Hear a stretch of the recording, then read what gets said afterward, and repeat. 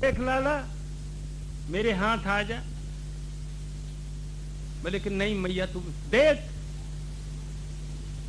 अगर देर से आएगा तो बहुत जोर से पिटाई करूंगी, और जल्दी आ जाएगा तो कम मारूंगी। बोले आजा मेरे हाथ में। लाला बोले कि नहीं मैया तू मारेगी। नहीं नहीं लाला तेरी पूजा करूंगी, आजा। लाला ने देखा मैया बहुत परेशान हो गई है, पसीने पसीने, मोटा शरीर है, दौड़ दौड़ के परेशान हो गई है। बोले कि अब इसके हाथ में आ जाओ, चलो एक साटी दे लेगी, कोई बात नहीं। तो आए गए हाथ में आए गए ये लाला ऐसे, जिनके भय से ये काल भयभीत रहता है, डरता रहता है। जिनके भय से भय भी भयभीत रहता है, जिनके भय से सूर्य चंद्रमा ठीक ठीक अपना काम करते हैं, जिनके भय से समस्त लोकपाल अपना ठीक ठीक अब जो कार्य करते हैं, वो मैया के हाथ में छड़ी दे करके उनके आंखों में आंसू बहने लग गए। आंख के जो काजल को धो धो करके वो आंसू कपोलों को काला करने लग गए। मैया ने देखा लाला डर गया है तो हाथ की छड़ी को फेंक दिया। बोले कि अच्छा लाला आज मारूंगी नहीं तो बांधूंगी, आज बांधूंगी जरूर। तो गोपियों से बोले गोपियों रस्सी लिया। गोपी दासियां जो थी वो तो रस्सी लिया के धर दिया। रस्सी अब एक बड़ी रस्सी, लाला छोटा सा है, छोटी सी कमर है उसकी, छोटे से कमर में रस्सी आ जाएगी। तो मैया ने जब वो रस्सी को कमर में लपेटा तो 2 अंगुल छोटा पड़ा, वो रस्सी 2 अंगुल छोटी पड़ी। दूसरी रस्सी को उसमें जोड़ दिया, जोड़ करके लपेटा, फिर 2 अंगुल की छोटाई रह गई। तीसरे को फिर जोड़ा, लपेटा, फिर 2 अंगुल की छोटाई रह गई। फिर बोलती है अपने गोपियों से, गोपियों ले जला कुएं में पानी भरने वाली रस्सी ले आई, जोड़ करके और लपेटा, फिर भी 2 अंगुल की छोटाई रह गई। और रस्सी जोड़ी, फिर भी 2 अंगुल की छोटाई रह गई। मैया परेशान 2 अंगुल की छोटाई बराबर बनी रहती है। ये समझती नहीं मैया, भोली भाली मैया। न चांतर न बहिर्यस्य न पूर्वम नापि चापर पूर्वा परम बहिश्चांतर जगतो यो जगच्छय। इनका कोई और छोर है क्या? इनका कोई भी और छोर नहीं है। ये जो कि पूरे ब्रह्मांड के अंदर बाहर भी विद्यमान, जिनके श्री विग्रह में अनंत ब्रह्मांड चारकाश उड़ते रहते हैं, ऐसे को मैया छोटी रस्सी से बांधना चाहती है। बांध तो कोई भी नहीं सकता मैया। प्रेमी भक्त बांधते हैं, इनको प्रेमी ही बांधते हैं। मैया भगवान की वात्सल्य भाव से भावान्विता ये भक्त है, ये बांध सकती है। लेकिन भगवान देखता है कि 2 वस्तु इकट्ठी हो जाए तो मैं बंध जाऊं। एक वस्तु क्या? बोले कि भगवान देखता है भक्त का परिश्रम। परिश्रम कैसा? परिश्रम बोले कि खून पसीना एक हो जाए ये मतलब नहीं है। बोले कि परिश्रम का तात्पर्य कि तुम्हारा मन बुद्धि तुम्हारे शरीर में न रह करके भगवान में हो जाए, भगवान की तरफ हो जाए, ये परिश्रम। मैया यशोदा बांधने में अपने को भी भूल गई। लाला को बांधने में उसकी दृष्टि में केवल लाला रह गए। जब परिश्रम पूरा हो गया उसके दृष्टि में केवल लाला ही रह गए। सब अपने शरीर को भी भूल गई, रस्सी को भी भूल गई, गोपियों को, अपने घर बार सब कुछ भूल गई। एकमात्र लाला जब उसकी दृष्टि में रह गए तब परिश्रम पूरा हुआ। तब ऐसे परिश्रम पर भगवान श्री हरि के हृदय में कृपा का उदय होता है। ये परिश्रम और कृपा दोनों का सम्मिश्रण हुआ, मिला और लाला खटी बंध जाते हैं। जबकि मैया का परिश्रम पूर्ण हुआ, उसकी दृष्टि में केवल लाला ही रह गए। तब ठाकुर जी के हृदय में कृपा का उदय हो गया और तब छोटी सी रस्सी से ही बंध गए। मैया ने कमर में रस्सी बांध ली। दाम रस्सी को कहते हैं। उधर पेट में रस्सी बांधी, दामोदर हो गए हैं? दामोदर हो गए हैं? बांध दिया और उखल में ही बांध दिया। उखल में बांध करके मैया चली गई। हाँ। ये यशोदया समातापि देवता नास्ति भूतले यया उलूखले बद्धो मुक्ति दो मुक्ति मिच्छत। यशोदा से बढ़ करके देव कौन हो सकता है? हाँ, सबको मुक्ति प्रदान करने वाले मैया यशोदा से मुक्ति मांग रहे हैं। हाँ, बंधन, उखल बंधन से मुक्ति मांग रहे हैं, सबको मुक्ति प्रदान करने वाले। इस तरह से मैया काम में लग गई। एक बार कुबेर के दो पुत्र नलकूबर और मणिग्रीव, ये केदारनाथ के नीचे जो मंदाकिनी बहती हैं, उसी में ये अपने पत्नियों के साथ, स्त्रियों के साथ क्रीड़ा जल विहार कर रहे थे, नंग धड़ंग। नारद जी उधर से निकल पड़े। नारद जी को देखते ही स्त्रियों ने सबने निकल करके वस्त्र धारण कर लिया, लेकिन ये बोतल में मस्त थे। ये इनने नारद जी की परवाह नहीं करी। नारद जी ने विचार किया, ऐसे उच्छृंखल ये तो ठीक नहीं, किसी महात्मा को आए हुए देखकर उसको आदर देना चाहिए। ये लोग दंड ऐसे मदिरा पान करके ऐसे ही करते, इनको दंड मिलना चाहिए। अतएव नारद जी ने इनको शाप दिया, जाओ जड़ की तरफ व्यवहार कर रहे, अतएव जाओ जड़ हो जाओ। तब तो इनकी सारी नशा उतर गई। ये नारद जी के चरणों को पकड़ लिया, बोले कि महाराज मेरा उद्धार हमारा कैसे होगा? बोले कि द्वापर के अंत में भगवान श्याम सुंदर श्री हरि, उनके स्पर्श से तुम्हारा उद्धार हो। वो समय आ गया। भगवान श्याम सुंदर उखल को घसीट घसीट करके, दो वृक्ष, अर्जुन के दो वृक्ष खड़े थे, उनके अंदर थोड़ा सा ही निकलने का मार्ग था, रास्ता था, स्थान था। अतएव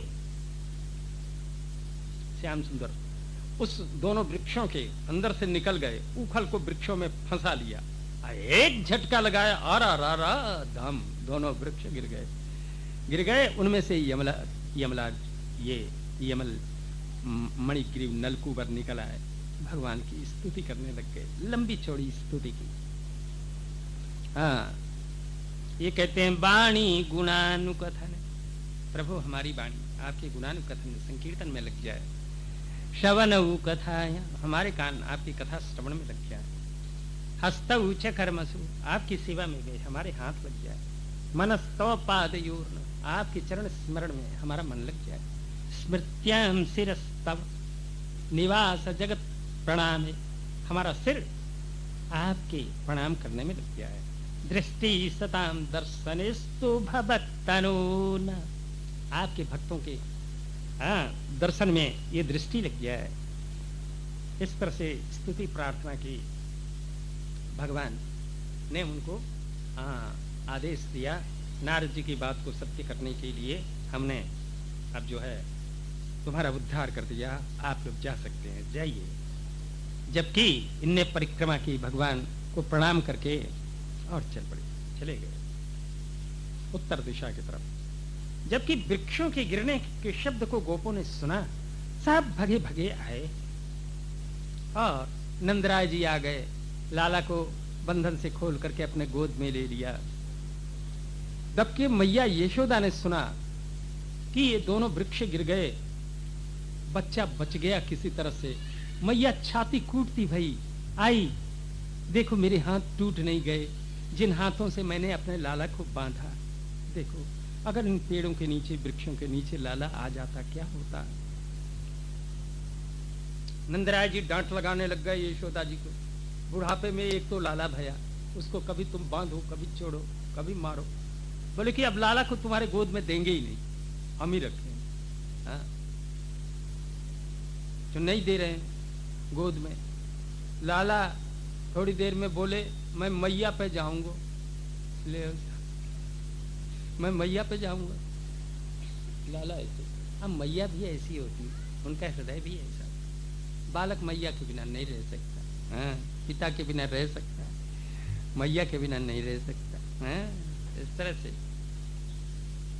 लेकिन फिर भी दूसरे दिन नंदराय जी लाला को अपने गोद में लेते गए, बोले कि यहाँ लाला रहेगा, कुछ ना कुछ मैया से उपद्रव होगा, मैया उपद्रव करेगी कुछ ना कुछ, हाँ, लाला का ध्यान नहीं रखती है। नंदराय जी अपने गोद में लेते गए, गैया चरावे गए भांडीर वन में, जमुना पार भांडीर वन है, हाँ, वहां जाकर के लाला को भूख लगे, गैया का दूध पिला दे। लेकिन दोपहरी के बाद ही चारों तरफ से काले काले बादल घिरे आए, हाँ, बादल घिरे आए और बिजली कड़कने लग गई।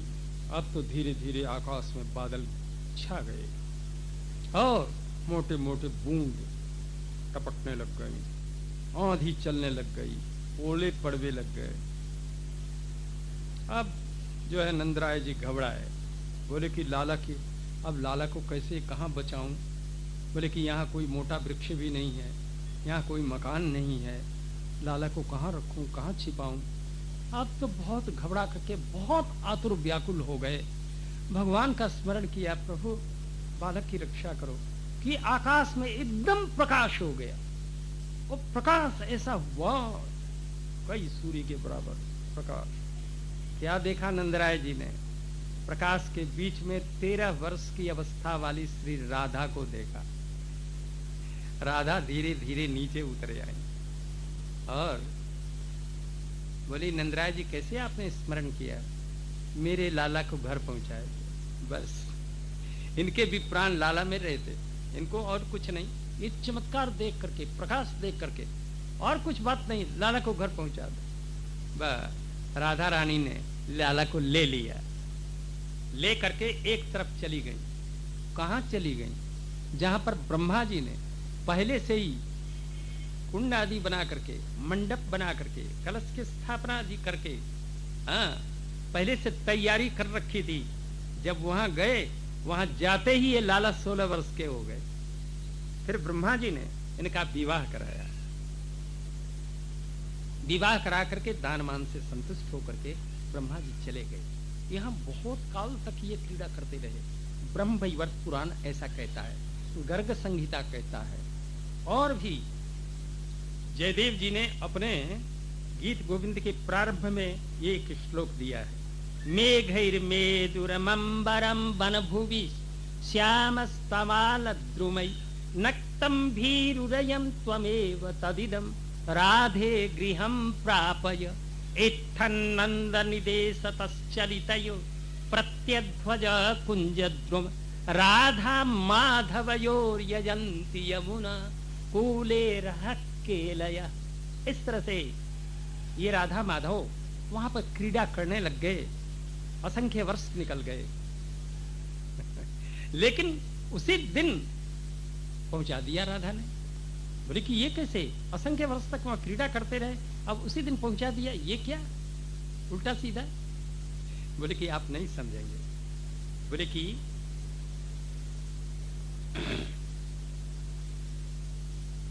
जबकि राम जी, गोस्वामी तुलसीदास जी ने रामायण में लिखा है, हाँ, हमने भी लिखा है, राम जन्म के समय बोले कि रथ समेत रवि थाके निशा कवन विधि हो, जे अर्थात सूर्य रुक गए, स्थिर हैं सूर्य, किसी को पता नहीं चला। इस तरह से एक क्षण में असंख्य वर्ष भगवान रख सकता है, एक क्षण में ब्रह्मा जी की आयु को रख सकता है, एक रजकण में पूरे ब्रह्मांड को रख सकता है। ये भगवान कर्तुम अकर्तुम अन्यथा कर्तुम समर्थ है। ये भगवान, ये विचित्र इसकी स्थिति हम आप समझ नहीं सकेंगे, हम आपको दृष्टांत से समझाएं। हाँ, चलिए आगे चल करके हम आपको दृष्टांत सुनाएंगे। कुछ क्षण में बहुत सा समय कैसे निकल जाता है? तो इस तरह से विवाह संपन्न हो। उसी रोज श्री राधा ने लाला को नंद महल में पहुंचा दिया। इस तरह से ये लाला की विचित्र लीलाएं। गोपियों के घर जाते हैं, गोपियां कहती हैं लाला माखन खाना है तो जरा नाच दिखाना पड़ेगा, नाचना पड़ेगा। तो ये अपना भुजा उठा करके नृत्य करने लग जाते, अपने कमर पर हाथ रखते, सिर पर हाथ रख करके नाचते। गोपियां देख देख के परम प्रसन्न होती। इस तरह से ये गोपियां इनकी परम प्रेयसी। ये गोपियां कौन हैं? बोले कि गोपियां वेद की ऋचाएं हैं, वेद की ऋचाएं, ऋषि लोग हैं। ये गोपी बन करके आए। ये मनुष्य न कथंचन, ये गोपियां मनुष्य नहीं है, ये वेद की ऋचाएं, देव कन्याएं और जो है ऋषि पत्नियां, ऋषि लोग सब जो है ये बन करके आए हुए हैं गोपी। इस तरह से इनको सुख प्रदान करने के लिए भगवान श्री हरि का ये लीला विहार। इस तरह से एक फल वाली फल की टोकरी में फल लिए हुए, ये फल बेचती है, कुछ अन्न मिलता है, उससे इसका गुजारा होता है। ये अपना कूट पीस करके उसको अपना जीवन निर्वाह करती है। आज इसका कहीं भी फल नहीं बिका, घूम घाम करके आ गई। इसने सोचा नंद महल के आगे एक आवाज और लगा दूं। नंद महल के आगे, सो नंद महल के आगे इसने आवाज लगाई, अमरूद ले लो, बेर ले लो। आवाज को श्याम सुंदर ने सुन लिया। उसके हृदय की ये पुकार थी, हृदय की पुकार थी। श्याम सुंदर ने सुना। धान्य राशि की तरफ दौड़े दौड़े गए। अंजलि में अन्न को भरा, अंजलि में अन्न को भरा, छोटे छोटे हाथ हैं। वहां से दौड़े कि कहीं फल वाली चली नहीं जाए। अंजलि में धान्य भर करके उसके पास आ गए, लेकिन रास्ते में हाथ अलग अलग है गए, सो सब दाने बिखर गए। दो चार दाने इस हाथ में लगे रहे, दो चार दाने इस हाथ में लगे रहे। आ करके फल वाली की टोकरी में हाथ को झाड़ दिया और अंजलि कर दी। तो फल वाली प्रसन्न होकर के उनकी अंजलि को फल से भर दिया, उनकी अंजलि को फलों से भर दिया। तो लाला ने उसकी टोकरी को रत्नों से भर दिया। जब देखती है तो वहां पर कोई फल नहीं, रत्न से झगमग झगमग टोकरी कर रही है, सब रत्न भरे हुए हैं उसमें। अब फल वाली को कभी फल बेचने की आवश्यकता नहीं पड़ी। इस तरह से ये फलई रपूर यद रत्न फल भांडम अपूर्य। इस तरह से ये लाला खेलते खेलते दूर जब निकल जाते, तब रोहिणी जी कहती यशोदा जी से, देखो बालक जनन जाने कहाँ चले गए, जाकर के उनको ला।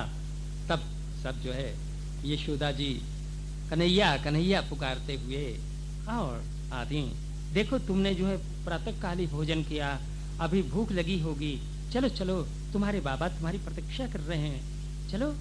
और लाला तुम्हारा जन्मदिन है, चलो स्नान करके और ब्राह्मणों को गोदान करना है। मैया ऐसे धूली धू सरितांगस्पम, लाला देख धूल से तेरा शरीर कैसा हो गया। लाला को गोद में उठा करके धूल झाड़ती भाई ले आती। देख लाला आज जो है तेरा जन्मदिन है, ब्राह्मणों को जो है ये गोदान करना है, चल नवाऊं तेरे को। तो मैया एक अंजलि जल में ही चुपड़ देती लाला को, बस ज्यादा पानी नहीं, कहीं लाला को ठंडी लग जाए, कहीं जुकाम है जाए, या तो एक यदरो मरंधि परिपूर्ति विधा वदक्षा 12 जन्मनि बभूवुरमी समुद्रः तन्नामनाथ मरबिन्ददृशं यशोदा पाणिद्वयान्तर्जलैः स्नपयां बभूव। अंजलि में जितना जल आया उतने से लाला का स्नान करा देती। जब ये लाला इनने 12 रूप धारण किया था, उस क्षण 7 समुद्र एक रोए को भिजाने में समर्थ नहीं थे। मैया यशोदा ने एक अंजलि जल में ही लाला का स्नान करा दिया। इस तरह से इत्थम यशोदा तम अशेष शेखरम मत्वा सुतम। अशेष शेखर अनंत ब्रह्मांडों के अधिपति ये श्री कृष्ण को अपना पुत्र मान करके स्नेह निबद्ध धीर नृप, स्नेह से उसका हृदय परिपूर्ण राम को अपने हाथ में ले लेती और श्री कृष्ण को गोद में लेकर के लाती। इस तरह से उनको स्नान कराती, खिलाती पिलाती ये मैया यशोदा। कुछ गोप एक बार एकत्र होकर के नंद जी के बड़े भ्राता उपनंद जी जो वृद्ध हैं और ज्ञान में भी वृद्ध, ज्ञान वृद्ध भी हैं, अवस्था में वृद्ध हैं, ज्ञान वृद्ध भी हैं, कहने लग गए ब्रजवासियों देखो यहां से चलना चाहिए। क्यों चलना चाहिए साहब? हमारे ये रामकृष्ण ये दोनों ही हमारे प्राण स्वरूप, इन पर बड़ी बड़ी आपत्ति आई, अतएव हम यहाँ ठहरना नहीं चाहते। ऐसे सुरक्षित स्थान में जहां पर कहीं पहुंचे। पहले तो वो पूतना नाम की राक्षसी आई, उससे ये बालक बच गया। फिर वो शकट गाड़ी के से बच गया ये बालक। ये वृक्षों से ये वो तृणावर्त आया, उससे बालक बच गया। इन वृक्षों से अभी बच गया। बार बार इस पर आपत्ति आती है, इसलिए हम चाहते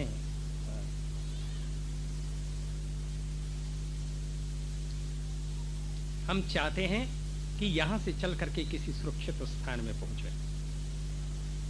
ब्रजवासियों ने कहा कि तो कौन सा ऐसा स्थान है जो सुरक्षित स्थान, जो रामकृष्ण के लिए अत्यंत प्रिय स्थान हो? बोले कि स्थान तो भैया मैंने देखा है, अगर आप लोगों के पसंद आ जाए। कौन सा स्थान? वनम वृंदावनम नाम पशव्यम नवकाननम गोप गोपी गवाम सेव्यम पुण्याद्रि तृणबीरुधम। बोले कि वनम वृंदावनम, ये वृंदावन नाम का नवकानन जो कभी पुराना पड़ता ही नहीं, जो वन कभी पुराना नहीं होता, ये गोप गोपी गायों के लिए परम सेव्य स्थान, परम सुंदर स्थान। तब तो सब ब्रजवासी बोले कि तो आज ही चलेंगे। बिल्कुल चलो भैया। सब जो है ब्रजवासिनियां सब तैयार हो गई, अपना गाड़ी पर, बैलगाड़ी पर अपना अक्सा बक्सा चूल्हा चक्की कच्चे बच्चे सब लाद करके चल पड़े। हाँ, कुछ गोप ग्वाल धनुष ताने हुए आगे चल रहे हैं, कुछ पीछे चल रहे हैं, अपने अपने बालकों को गोद में लिए हुए। रोहिणी जी के गोद में बलदेव जी हैं, यशोदा जी के गोद में लाला श्याम सुंदर है। ये लाला बड़े विचित्र है। मोर को देख करके मैया मैया ये को है? मोर है लाला, तू तो देखता है बराबर, लेकिन बालकों की बोलने की आदत होती है, कुछ ना कुछ बोलते रहते हैं। सारस को देखकर मैया मैया मैया ये को है? बोले कि लाला ये सारस है। दूसरे सारसी को देखकर मैया मैया ये को है? बोले कि बेटा उसकी बहू है। तो मचल पड़े कि मैया मैं भी बहू लूं, वो बहू लूं। ले ये ऐसी स्थिति की ऐसे किसी तरह से वृंदावन पहुंच गए। अब वृंदावन में जाकर के ठाकुर जी को ये 3 स्थान अत्यंत प्रिय, वृंदावनम गोवर्धन यमुना पुलिना नीच। वृंदावन, गोवर्धन और यमुना का तटवर्ती प्रांत जो पुलिन भाग, ये बहुत सुंदर विच्छासित उत्तम प्रीति देख करके राधा माधव दोनों को बड़ा आनंद आया। बहुत अच्छी जगह है। दोनों अब तो क्रीड़ा करने लग गए, खेलने लग गए। अब तो कुछ बछड़ों को साथ में लेकर के चराने के लिए अपने ग्वाल वालों के साथ में चल पड़े। बंसी बजाएं, बंसी बादन, और ग्वाल वालों के साथ अपने नूपुर की ध्वनि करते हुए नृत्य करते, कृत्रिम अपने बैल बन करके आपस में दो लड़ते, इस तरह से जंतुओं का नकल करते। एक बार बछड़ों को चराते चराते एक जंगल में चढ़ा रहे थे, पास में ही, महल के पास में एक असुर आ गया, वत्सासुर नाम का। ये बछड़े का रूप बना करके अब बछड़ों में मिल गया है। लाला ने पूछा ग्वाल वालों से, भैया ये बछड़ा किसका है? सबने कहा भैया मेरा नहीं, मेरा नहीं, मेरा नहीं। अपने दाऊ दादा से पूछा, दाऊ दादा ये बछड़ा कहाँ किसका है जो अपने बछड़ों में मिल गया है? दाऊ जी बोले, दाऊ दादा तो बोले कि लाला मुझे भी पता नहीं ये कहाँ से आके मिल गया ये बछड़ा। श्याम सुंदर हंसते हुए बोले कि मुझसे पूछो। बोले कि तू बता दे भैया, कन्हैया भैया तू बता दे बछड़ा कहाँ से आया? बोले कि मामा का बछड़ा है, ये मथुरा से आया है जे सोई। बोले कि अभी हम बताएं। बोले लाला गए, जैसे उसके पास में पहुंचे से बड़ी जोर से, बड़े वेग से उसने लात को मारा। ठाकुर जी ने खटी जैसे लात फेंका, उसने पैर को पकड़ लिया, पैर को पकड़ा और घुमा घुमा के, घुमा घुमा के, घुमा घुमा के उस एक कैंत के पेड़ पर इतने जोर से मारा कि मरते मरते उसने असली रूप प्रकट किया। तो उसके गिरने से वो कैंत का पेड़ टूट गया। बहुत बड़ा विशाल कैंत का पेड़ था, टूट गया। अब उसके प्राण निकल गए। देवाच परिसंतुष्टा बभुवो पुष्पवर्षिण। ये देवता लोग ठाकुर जी के ऊपर विमान से उड़ते ही रहते।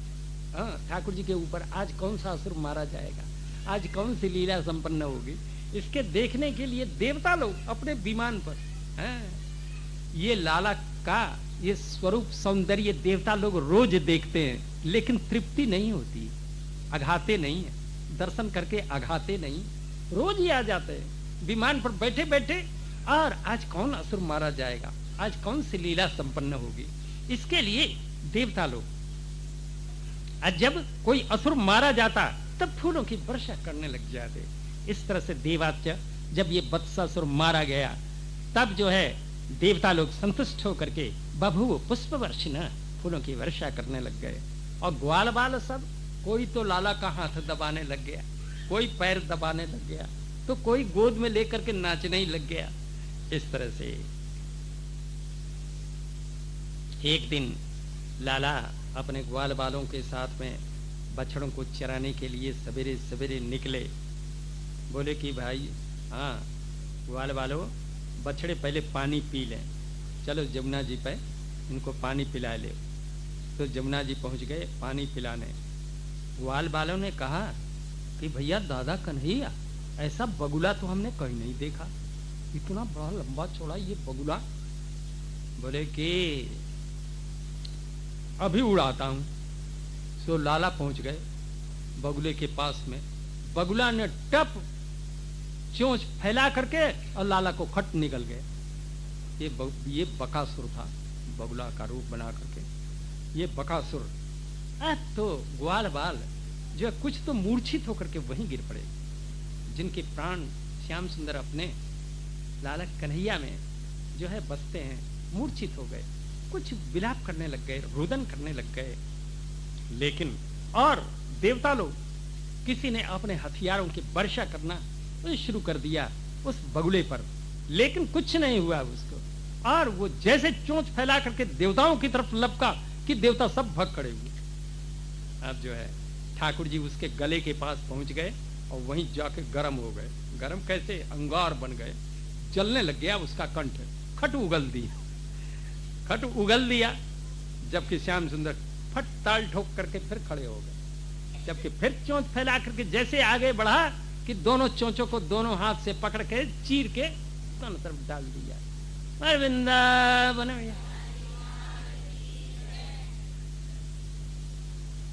पंख, दो टांग, दो जगह दो चोंच अलग अलग पड़े हुए हैं।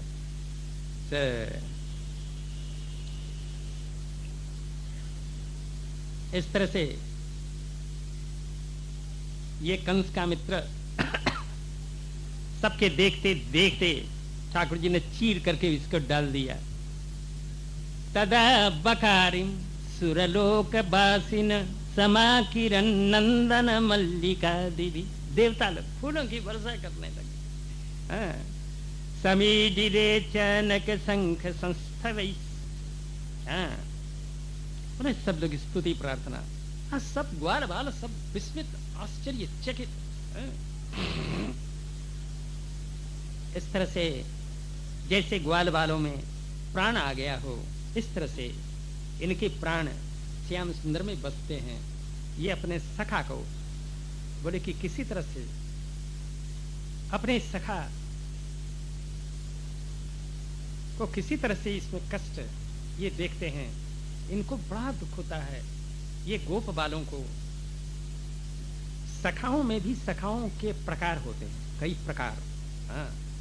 कोई प्रिय सखा है, कोई प्राण सखा है, कोई प्रिय प्राण सखा है, कोई नर्म सखा है, कोई सामान्य सखा है। ये ऐसे गोपियों में भी ऐसी स्थिति। इस तरह से ग्वाल बालों के साथ में क्रीड़ा करते हुए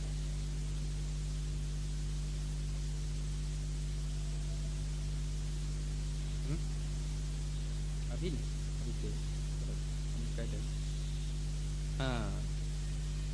ग्वाल बालों ने विचार किया, भैया कल तो अपना अपना छाक घर से ले चलना, कल वन में ही भोजन करेंगे, घर नहीं लौटेंगे। पहले तो दोपहर में ही लौटा घर आ जाते थे, इधर उधर बछड़ों को चरा करके घर लौटाते। अब तो दूसरे दिन की बात आपस में सलाह हुई, नहीं आपकी तो जो है शाम को आएंगे लौट करके, सब अपने अपने छाक ले चलो। मन में आएगी प्रातः काल सब एक दूसरे की तरफ इशारा करने लग गए, सींग बजा करके, बंसी बजा करके। इस तरह से ये श्याम सुंदर के सखा कितने थे? 10-5 थे? नहीं सर। 150 होंगे? नहीं सर, सहस्रशः। बोले कि जब गिनती नहीं होती है तब कह दिया जाता कि आज ये हजारों हजारों थे। ऐसे ही यहां भी लिखा हुआ, ते नैव शाख पृथु का सहस्रशः। बोले कि हजार के हजारों। कितने सखागण थे, कोई गिनती नहीं थी। उनके साथ बछड़े कितने थे एक एक ग्वाल के साथ में? बोले कि वो उसकी भी गिनती नहीं। स्वान स्वान सहस्रों परिसंख्यान्वित, हजारों हजारों बछड़े जिनके साथ में। श्री कृष्ण के साथ बछड़े कितने थे? कृष्ण वत्सई असंख्यात, असंख्यात बछड़े, कोई गिनती नहीं। सब लेकर के चल पड़े जंगल में, बछड़ों को पानी पिला करके और छोड़ दिया। बछड़े चर रहे हैं तो कोई तो बंसी बजाता है, तो कोई भौरों के पीछे गुंजार कर रहा है, तो कोई कोयल बोल रही है उसके पीछे ही कू कू कर रहा है, तो कोई पक्षी उड़ रहा है उसकी छाया के पीछे ही दौड़ रहा है, तो कोई बगुले का नकल कर रहा है, तो कोई मयूर का नकल कर रहा है, कोई मेढक की तरह कुदक रहा है। इस तरह से ये सब खेल रहे हैं, क्रीड़ा कर रहे हैं, खेल रहे हैं। जिसके मन में जैसी आई वैसा ही खेल खेलने लग गया। इधर कंस के द्वारा भेजा हुआ अघासुर, ये बड़े भारी अजगर का सर्प का रूप बना करके ये बैठा हुआ है, मुंह फैला करके, जैसे किसी पहाड़ की गुफा हो, किसी पर्वत की गुफा हो, ऐसे मुंह फैला करके बैठा। ग्वाल बाल सब अपने बछड़ों को चराते चराते वहीं पहुंच गए। ग्वाल बाल बोले, भैया दादा कन्हैया, ये गुफा तो हमने पहले कभी नहीं देखी। अरे बोले कि भले मूर्तियों, ये मथुरा से चल करके गुफा हमारे खेलने के लिए आई है। अच्छा, तो भाई दादा कन्हैया, तो हम इस गुफा के अंदर चले जाएं? बोले कि आनंद से जाओ। बोले कि भैया कहीं सांप नहीं हो, लाल लाल सा लग रहा है, इसके अंदर लाल लाल सा दिख रहा है, कहीं जीव सी भी दिख रही है, सांप नहीं हुए। अरे बोले कि चिंता क्यों करते हो, सांप होगा तब बगलू की तरह ये भी नष्ट हो जाएगा, चिंता मत करो। बोले कि ग्वाल बाल बोले कि अपना दादा कन्हैया ही कह रहा है तो फिर क्या डर, चलो। तब बछड़ों को हाँक दिया, उसके मुंह में हाँक दिया, बछड़ों को हाँक करके सब ग्वाल बाल अंदर ताली बजाते हुए अंदर गुफा में पहुंच गए। अघासुर ने देखा कि लाला पीछे रह गए, बोले कि सबका गुरु गोवर्धन नाथ ये पीछे है, जब ये हमारे अंदर आवे तो मैं फाटक बंद करूं अपना। तो लाला ने देखा हमारे प्राण स्वरूप ये सब ग्वाल बाल बछड़े सब अंदर गए, हमको भी जाना चाहिए। अतएव बछड़ों को हाँक दिया अंदर, और अपने जब पहुंचे उसके कंठ के पास पहुंचे, जब ही उसने अपने मुंह को बंद कर लिया। अब अंदर से ग्वाल बाल चिल्लाए, भैया दादा कन्हैया फाटक बंद हो गया, अब कैसे निकलेंगे। श्याम सुंदर बोले चिंता मत करो, हम दूसरा फाटक खोल लेंगे, दूसरा दरवाजा बना लेंगे, चिंता मत करो तुम, अभी देखो होता है।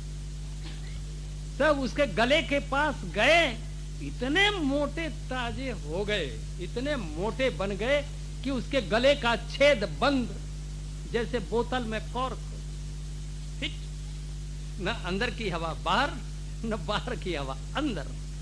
इस तरह से अब तो श्वास के बिना यह तड़प तड़प के इसका मस्तक फटा, बड़े जोर से मस्तक फटा। अब उसमें से प्राण निकला, अघासुर को जो जीवात्मा निकल करके उसकी मुक्ति हो गई, मोक्ष हो गया। आज ब्रह्मा जी देवताओं के साथ में हंसयान पर बैठे हुए देख रहे हैं, अरे इस असुर का तो, हाँ इस असुर की मुक्ति हो गई, मोक्ष हो गया, ये कैसे हुआ। ब्रह्मा जी चक्कर में पड़े। अब ब्रह्मा जी ने परीक्षा करने की ठानी,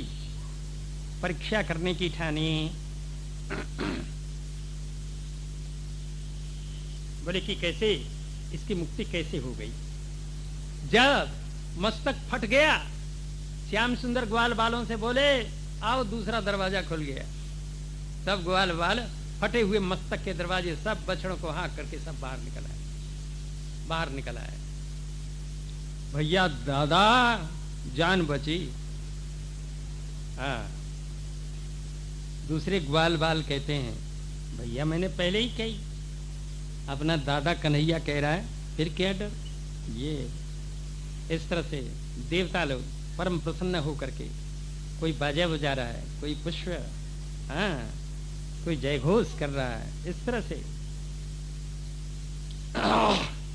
लेकिन ये अघासुर की लीला की कथा, जबकि रोज की कथा को ग्वाल बाल अपने मैया बाप को रोज ही सुना देते, आज ये अघासुर के वध की कथा 1 वर्ष के बाद जाके सुनाए। क्यों हुआ?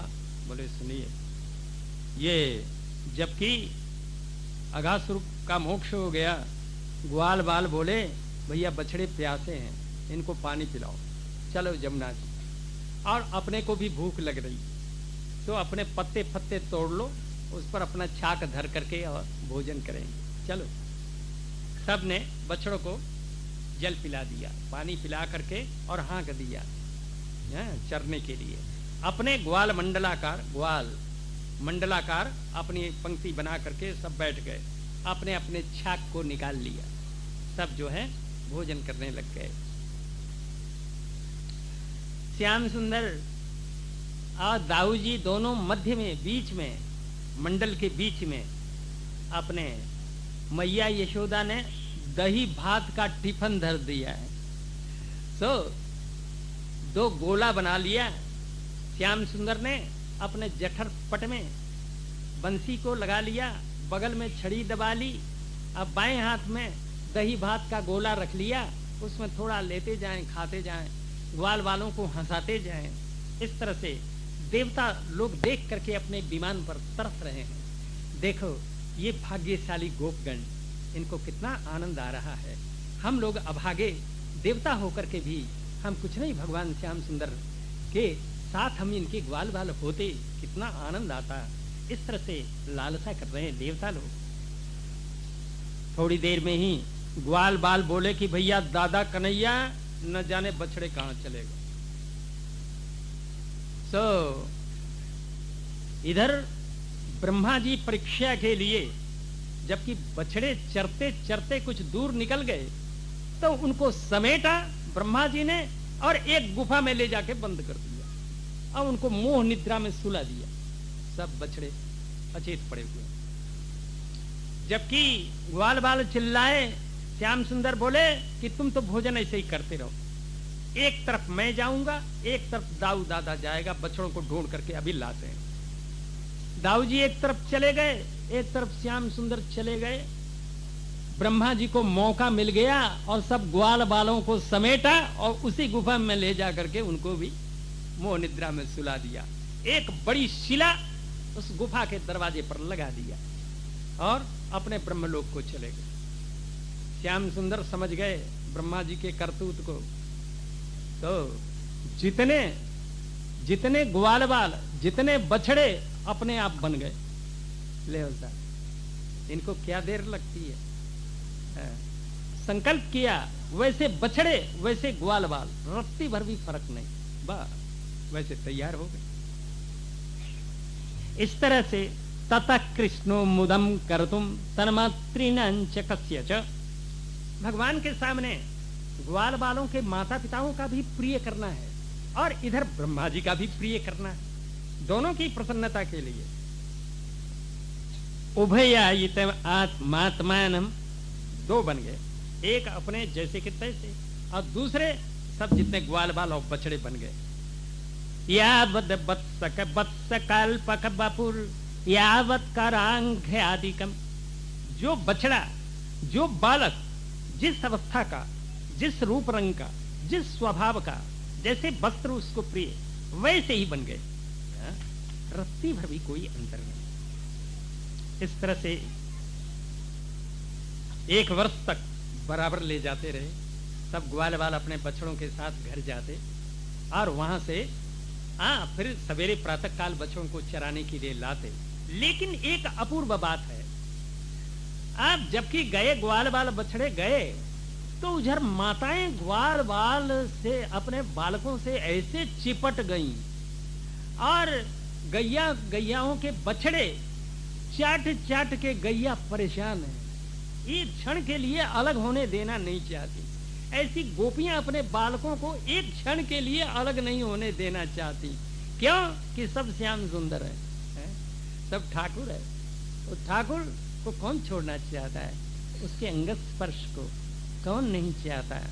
इस तरह से ये दशा 1 वर्ष तक ये दाऊ जी भी देख करके आश्चर्यचकित हैं कि क्या बात है। लेकिन उनके समझ में बोले कि ग्वाल बालों की तरफ देखा, बछड़ों की तरफ, तो सब श्री कृष्ण प्रतीत हुए। समझ गए कि हमारे स्वामी की कोई लीला है ये, अतएव चुपचाप है। इस तरह से इधर 1 वर्ष पृथ्वी पर व्यतीत हुआ और ब्रह्मा जी का कुछ क्षण ही व्यतीत हुआ।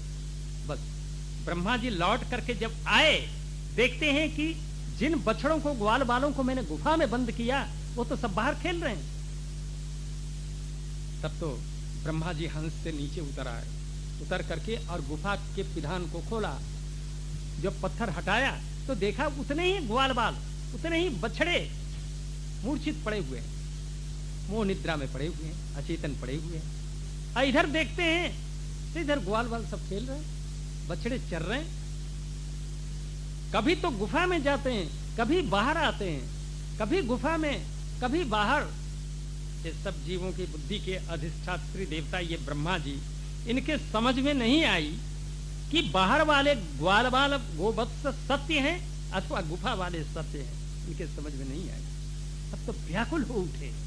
तो भगवान ने इनके ऊपर कृपा की। जितने ग्वाल बाल और बछड़े सब एकदम 4-4 भुजा के हो गए। सब जगमग जगमग मुकुट कुंडल पीतांबर और सब जो आभूषण थे, जगमग जगमग चारों तरफ प्रकाश ही प्रकाश। अब तो ब्रह्मा जी के समझते देर नहीं लगी। बोले कि हमने घोर गलती की, हमने अपराध किया, भगवान की परीक्षा लेने के लिए चले। अब तो भगवान से, भगवान हम पर कृपा करें, हमारे अपराध को क्षमा करें। इस तरह से बार बार मन ही मन प्रार्थना कर रहे हैं।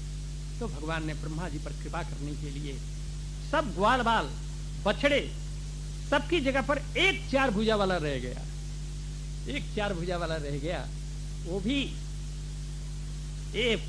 वो भी एकदम देखते अंतर्हित हो गया।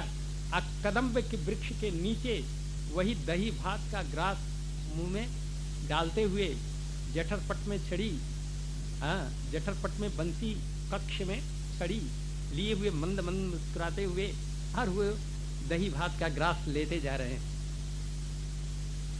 ब्रह्मा जी को समझते देर नहीं लगी और ठाकुर जी के चरणों में लाठी की तरह गिर गए, साष्टांग प्रणाम। 8 आंखों से अविरल